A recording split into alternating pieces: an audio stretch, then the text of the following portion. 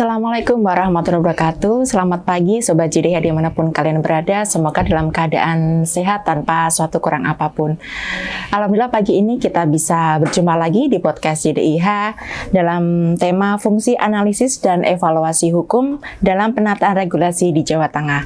Nah, di pagi hari ini berkesempatan sudah hadir di ruang podcast JDIH Bapak Ahmad Sohib Zaini SHMKN MM Kasubit Fasilitasi Pembentukan Produk Hukum Daerah pada Kanwil Hukum dan HAM Jateng yang akan membahas tema kita pada pagi hari ini. Mungkin sebelum kita membahas tema pada pagi hari ini, kita bisa berkenalan langsung dengan beliau. Monggo Pak Sohib, selamat pagi. Selamat sehat, pagi Pak. Mbak Putri, sehat alhamdulillah. Mungkin bisa menyapa Sobat JDIH yang ada di rumah, Bapak. Selamat pagi Sobat JDIH, baik yang ada di rumah maupun yang sedang beraktivitas.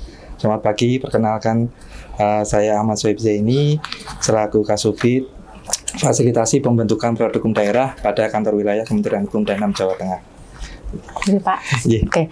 Mungkin Sobat JDIH sudah sering mendengar terkait dengan analisis dan evaluasi produk hukum itu seperti apa. Nah, pada kesempatan kali ini kita akan berbincang langsung dengan narasumber yang akan membahas terkait dengan hal tersebut. Mungkin kita mulai saja ya Pak Sohib ya. Siap. Yeah.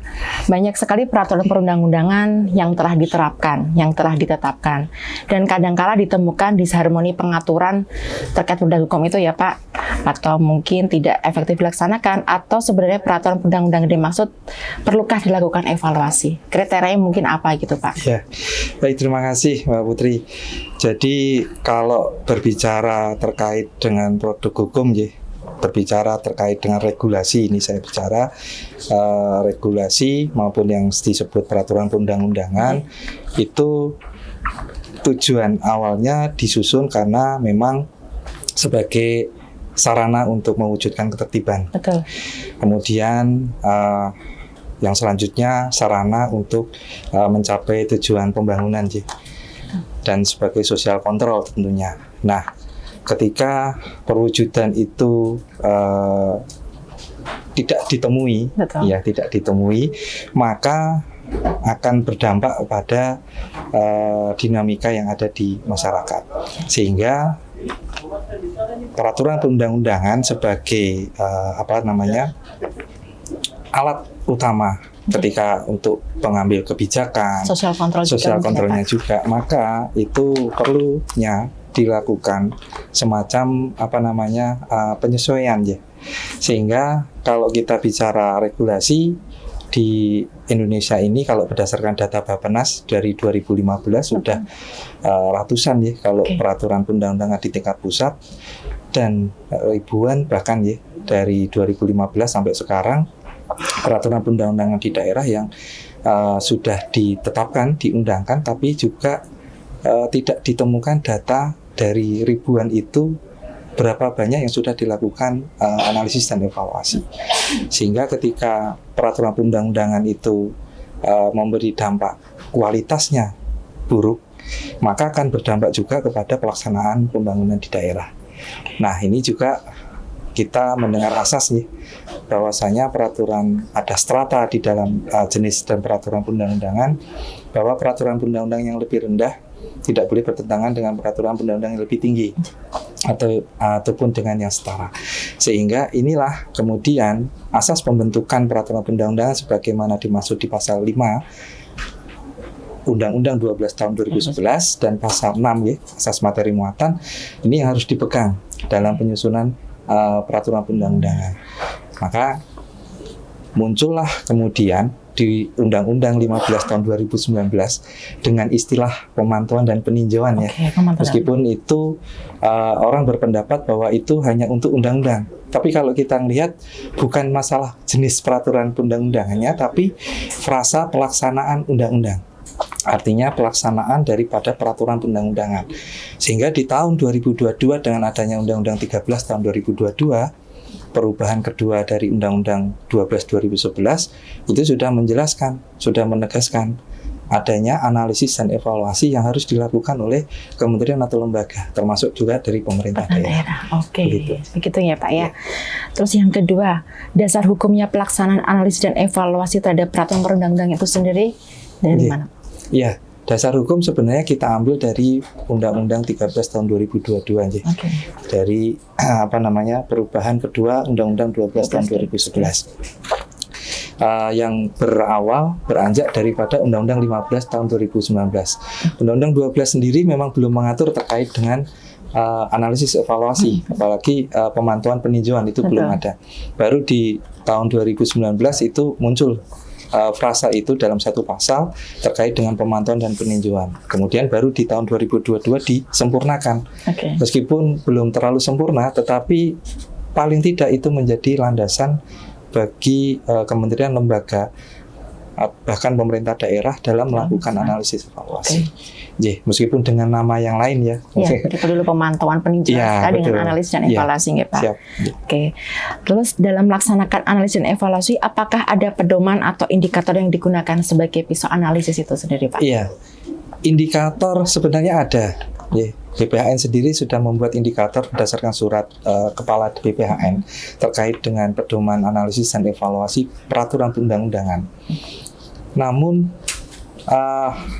dari kebijakan pimpinan memang memberikan keleluasaan kepada usernya, kepada kementerian atau lembaga lain dalam melaksanakan analisis evaluasi untuk menggunakan indikator masing-masing. Tapi paling tidak BPHN sudah menerbitkan pedoman analisis evaluasi itu dengan berpedoman pada 6 dimensi. Ada 6 dimensi, dari dimensi Pancasila, kemudian kejelasan rumusan, ketepatan jenis, sampai dengan efektivitas. Dan 6 dimensi itu yang kemudian menjadi indikator dari pelaksanaan analisis. Dan di dalam surat Kepala BPHN itu sudah merujuk mekanisme pelaksanaan analisisnya. Jadi ada 3 mekanisme utama yang dikerjakan, yang dilaksanakan. Yang pertama dari mulai perencanaan, dari mulai perencanaan, kemudian pelaksanaan dan tindak lanjut. Nah, di dalam perencanaan itu sudah barang tentu ada namanya inventarisasi bahan. Kemudian dari inventarisasi bahan ini yang kita lakukan ya Mbak Putri. Dari inventarisasi bahan kita menentukan topik atau tema tertentu. Kebetulan di setiap tahun itu kami menerima tema dari BPHN untuk tema-tema besar diberikan alternatif. Diberikan alternatif untuk kami dapat memilih dari tema-tema besar itu. Dan kemudian yang kedua pelaksanaan itu sudah barang tentu kita membuat pokja, kemudian rapat-rapat pokja dan kita menggunakan melaksanakan FGD, serta menyusun rekomendasi tindak lanjut. Dan sebagai yang terakhir, langkah terakhir adalah tindak lanjut itu adalah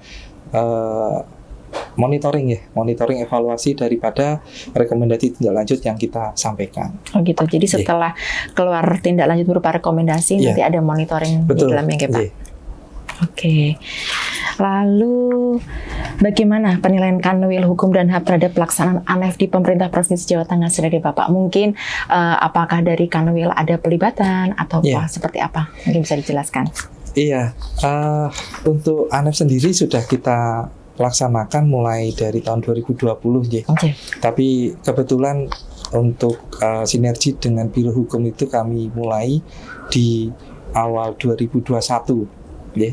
Awal 2021 itu kita sudah sinergi dengan Biro Hukum terkait dengan analisis evaluasi perda-perda terdampak Undang-Undang Cipta Kerja. Dan kita waktu itu temanya memilih untuk penanaman modal, karena banyak permasalahan di situ, terutama untuk perda provinsinya. Dan alhamdulillah memang berjalan lancar dan menjadikan tindak lanjut rekomendasinya berupa perubahan dan penggantian, dan sudah masuk dalam program juga. Nah, kemudian di berlanjut 2022 itu juga kita sudah bekerjasama dengan Biro Hukum sampai dengan 2023 ini. Nah, kebetulan di 2023 ini 2024 ini 2023 masih dengan Biro Hukum. 2024 kita bekerjasama dengan Biro sebagai Pokja, untuk mengevaluasi produk hukum kabupaten kota. Kebetulan tahun ini kita sasarannya adalah produk hukum Kota Magelang. Oh gitu, siap. Jadi sudah kurun waktu selama ini kita sudah sinergi dari 2020, 2021 sampai hingga saat ini kita sudah bersinergi dan alhamdulillah teman-teman di Biro Hukum juga menerima baik. Menerima baik apa ya kegiatan kami dan juga menjadikan itu menjadi sebagai pedoman sebagai guidance terkait dengan kegiatan di Biro Hukumnya sendiri. Dan kami juga sering terlibat di dalam rapat-rapat kajian produk hukumnya dari Provinsi Jawa Tengah. Jadi dari Kanwil sendiri pun Biro Hukum dilibatkan, ada kegiatan di Biro Hukum pun Kanwil pun dilibatkan. Seperti itu ya Pak. Jadi sinerginya bagus sekali. Ini yang terakhir ya Pak ya. Apa sih Pak yang diharapkan dari pelaksanaan analisis dan evaluasi dalam rangkaian pembentukan produk hukum itu sendiri Pak? Iya, harapannya tidak hanya di atas kertas ya. Harapannya dapat mewujudkan rekomendasi itu bisa diwujudkan paling tidak muncul di dalam salah satu usulan Properda. Karena ada empat sebenarnya alasan kenapa dilakukan analisis evaluasi itu. Yang pertama, dia bisa menjadi bahan untuk membuat kebijakan di daerah. Kemudian yang kedua, dia bisa menjadi bahan untuk pengharmonisasian tentunya. Yang ketiga, dia bisa dijadikan sebagai bahan untuk penyusunan regulasi yang tepat. Atau kalau di daerah ada analisa kebutuhan produk hukum daerah nih. Nah, yang terakhir sebenarnya dia bisa rekomendasi itu bisa dijadikan sebagai alat ketika penyusunan sebuah regulasi masuk di dalam MA, mungkin di bab 3 karena ada analisa dan evaluasi peraturan undang-undang terkait. Sehingga harapan kami itu sebenarnya nggak melulu hasil analisa dan evaluasi ini bisa dijadikan pedoman bagi kita bersama dalam membangun sebuah kebijakan di daerah. Sehingga tidak melulu ini mungkin hasil kajian dari provinsi hanya berlaku untuk provinsi saja, tapi juga bisa berlaku untuk kabupaten. Betul. Jadi itu pada prinsipnya seperti itu Mbak Putri. Jadi tahapan penyusunan itu benar-benar suatu rangkaian yang berefektif ya Pak? Siklus ya. Betul. Jadi pembentukan peraturan undang-undangan sendiri tidak berhenti di tahap pengundangan ya, atau mungkin di penyebarluasan, tapi dia akan kembali lagi. Betul. Dengan jembatan analisis evaluasi itu kemudian dia masuk di dalam perencanaan. Laras.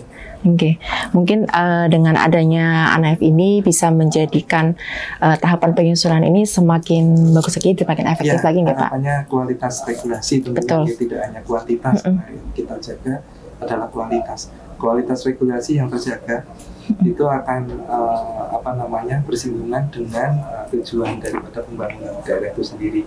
Kemudian kualitas regulasi juga akan berdampak pada masyarakat akan menerima. Betul. Karena asasnya sudah terpenuhi ya, asas keadilan kemanusiaan. Jadi asas di pasal 5, asas di pasal 6 Undang-Undang 12 terkait dengan materi muatan itu bisa terpenuhi dan masyarakat juga akan menerima karena dampaknya usernya adalah masyarakat. Betul. Ya, tidak hanya stakeholder tapi juga masyarakat. Mungkin itu saja penjelasan dari Pak Soeb tadi. Kalau boleh saya simpulkan ya Pak, terkait perbincangan kita pada pagi hari ini terkait dengan analisis dan evaluasi, bahwa tahapan ANAF itu ada perencanaan di mana kita harus menginventarisasi dulu bahan, mungkin produk hukum mana yang akan dilakukan analisis, lalu ada pelaksanaan di sana, lalu ada rekomendasi yang nanti akan ditindaklanjuti dengan monitoring. Dan juga diharapkan dari rekomendasi ini akan menjadi bahan dalam membuat kebijakan di daerah dan juga menjadi bahan pengharmonisasian, bisa menjadi penyusunan regulasi di dalam penyusunan produk hukum daerah dan juga bisa menjadi alat nggih Pak di dalam pemerintah untuk melihat apakah produk hukum ini efektif untuk dilaksanakan. Mungkin seperti itu saja Bapak. Terima kasih atas kehadirannya dan semoga teman-teman dan Sobat JDA yang ada di sini juga bisa mendapatkan ilmu dan juga bisa mengerti terkait dengan aliran evaluasi sejauh mana efektivitasnya untuk dilakukan di dalam tahapan penyusunan produk hukum itu sendiri. Begitu saja Bapak, terima kasih. Sampai ketemu lagi Sobat JDH di tema-tema dan podcast selanjutnya. Wassalamualaikum warahmatullahi wabarakatuh. JDH Provinsi Jawa Tengah ngayemi lan nglayani.